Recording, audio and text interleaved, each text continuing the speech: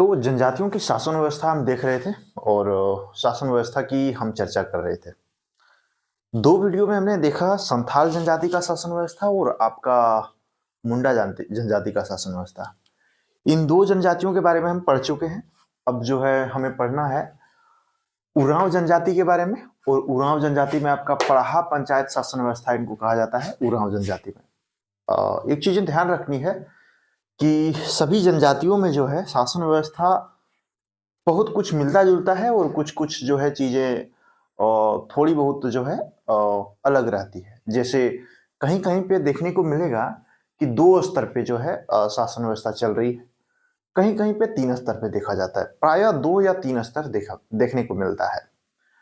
अब यहाँ पे अगर हम बात करें उरांव जनजाति में, तो उरांव में आपका जो है दो स्तर पे शासन व्यवस्था आपको देखने को मिलेगा। पहला जो होता है वो आपका होता है गांव स्तर और दूसरा होता है पढ़ा स्तर। गांव स्तर मतलब गांव के लेवल पे जो एडमिनिस्ट्रेशन होता है उसको बोलते हैं हम ग्राम स्तर पे शासन व्यवस्था। इसके बाद होता है आपका पढ़ा स्तर। पढ़ा स्तर जो होता है 5 से 22 गांव मिलके पढ़ा का निर्माण करता है और उसका जो हेड होता है वो कौन होता है? पढ़ा राजा होता है। पहले हम ग्राम स्तर की बात करते हैं और ग्राम स्तर के अधिकारियों को समझते हैं कि यहाँ पे शासन कैसे चलता है। इसके बाद हम चलेंगे पढ़ा स्तर पे। ठीक है, तो नीचे से ऊपर चलेंगे। तो ग्रामीण स्तर पे अगर हम बात करें, ये बात चल रही है उरांव जनजाति के शासन व्यवस्था की और उरांव जनजाति के शासन व्यवस्था को क्या कहेंगे? पढ़ा पंचायत शासन व्यवस्था। पढ़ा पंचायत शासन व्यवस्था। यहाँ पे आपको देखने को मिलेगा महतो। गांव की हम बात कर रहे हैं। गांव में महतो होता है जो प्रशासनिक और न्यायिक प्रमुख होते हैं। इसका मतलब आप ये समझ लीजिए कि गांव में एक तरह से वो गणमान्य व्यक्ति है, वो हेड व्यक्ति हैं। कोई भी वाद विवाद लफड़ा झगड़ा कुछ भी होता है तो उन सब को सुलझाने में किसका भूमिका होता है? तो वो आपका महतो का होता है। महतो उन सब मामलों को सॉल्व करता है। इसके बाद आता है आपका मांझी। ये मांझी का क्या काम होता है? महतो का सहायता प्रदान करना। उनके कार्यों को निर्वहन में महतो जो है मांझी जो है महतो का सहायता प्रदान करता है। तो एक तरह से मांझी महतो का सहायक हो जाता है। इसके बाद आता है आपका गुणाइत। गुणाइत मतलब क्या होता है? जैसे महतो ने कोई आदेश दिया, कोई संदेश दिया, तो महतो के संदेश को लोगों तक पहुंचाने का काम गुणाइत करता है। इसके बाद होता है पाहन। पाहन का काम होता है धार्मिक पूजा पाठ संपन्न करवाना। और इसके साथ साथ आपको यह ध्यान रखना है कि सिर्फ पूजा पाठ संपन्न नहीं करवाते हैं, ये शादी विवाह भी करवाते हैं। जैसे पूजा पाठ हम लोगों में अगर हिंदू रीति रिवाजों की अगर हम बात करें तो उसमें पूजा पाठ आपका पंडित करवाते हैं, ब्राह्मण करवाते हैं और साथ ही साथ वो शादी विवाह भी करवाते हैं। ठीक उसी प्रकार का रोल आपको यहाँ पे देखने को मिलेगा पाहन का। ठीक है, पाहन का रोल आपको यहाँ पे देखने को मिलेगा, जो मुंडा में भी है। मुंडा में भी आपको देखने को मिलेगा कि पाहन ही धार्मिक पूजा पाठ करवाते हैं। व्यक्ति का नाम प्राय उस पद का नाम जो है वो पाहन है, जो व्यक्ति धारण करते हैं। संथाल की अगर हम बात करें तो वहां पे नायके था। अब पाहन का सहायक जो होता है वो होता है बेगा।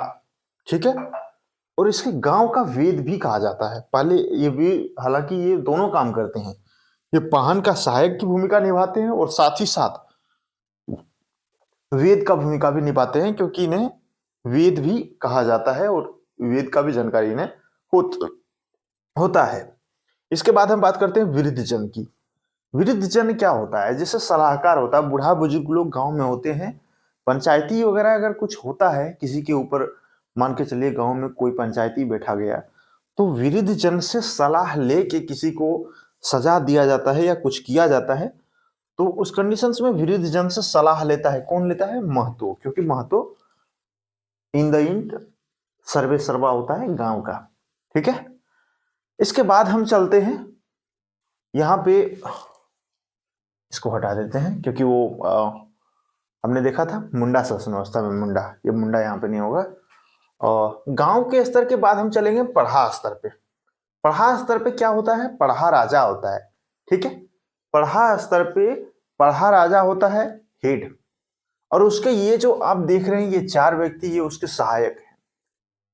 पढ़ा स्तर मतलब 5 से 22 गांव, 5 से 22 गांव मिला के आपका एक पढ़ा बनता है और उसका जो हेड होता है वो पढ़ा राजा होता है। पढ़ा राजा का भूमिका ठीक उसी प्रकार का होता है जिस प्रकार का महतो का भूमिका गांव में होता है, उसी तरह से पढ़ा में पढ़ा राजा का भूमिका होता है। अब यहां समझने वाली बात यह है कि यहाँ पे जो है दीवान क्या काम कर रहे हैं, ठीक वही काम कर रहे हैं जो मांझी यहाँ पे गांव में कर रहे थे। तो बस इंटरलिंक करके आप चीजों को समझ सकते हैं। दीवान यहाँ पे सहायक का भूमिका निभा रहा है, किसका? पढ़ा राजा का। मंत्री जो है आपका मंत्री जो है वो पढ़ा राजा का मंत्री प्राय सलाहकार है। ये आप ध्यान से देखिए, मंत्री जो है पढ़ा राजा का क्या है? सलाहकार है।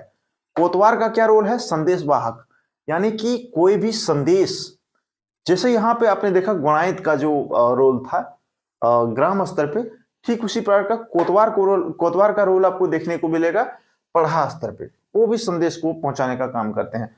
जो आपका पढ़ा राजा ने कोई आदेश संदेश दिया तो उसको पहुंचाने का काम करेगा कोतवार। पनभरा का काम क्या हो जाता है? पंचायत में खान पान की व्यवस्था करना।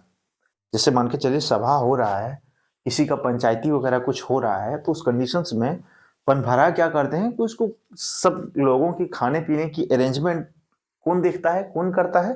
तो आपका पनभरा करता है। अच्छा, आप गांव की बारे में हम थोड़ा बात कर लेते हैं। जैसे पढ़ा जो गांव मतलब पढ़ा जो निर्माण होता है उसमें एक गांव होता है आपका राजा गांव, एक गांव होता है दीवान गांव, एक गांव होता है पनेर गांव, एक गांव होता है कोतवार गांव। ये 4 गांव हो जाता है। और प्राय कैसे इस गांव को, मतलब इसका नाम कैसे दिया गया पता है? जिस गांव से कोतवार होगा उस गांव को कोतवार गांव कहेंगे, जिस गांव से पनेर होगा उस गांव को पनेर कहेंगे, जिस गांव से दीवान होगा और जिस गांव से राजा होगा, ठीक उसी प्रकार से उस व्यक्ति के नाम पे उस गांव का नाम रख दिया गया। और शेष जो गांव बचेंगे उस गांव को हम कह देंगे प्रजा गांव। तो ये इनका खासियत है। बस इतना ही था। 2-4 इंपॉर्टेंट जनजातियों की शासन व्यवस्था को हमें देख लेना है। अगले वीडियो में देखेंगे ढोकलो सौर शासन व्यवस्था।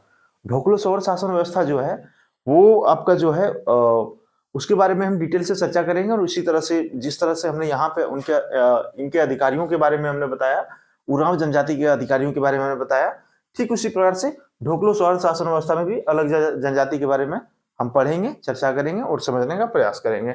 आपको बता दें कि जेपीएससी के जो आपका सिलेबस है उसमें ये सारी जनजातियों के शासन व्यवस्था के बारे में आपका पीटी में उल्लेख किया गया है और ये बहुत ही महत्वपूर्ण है इसको समझना।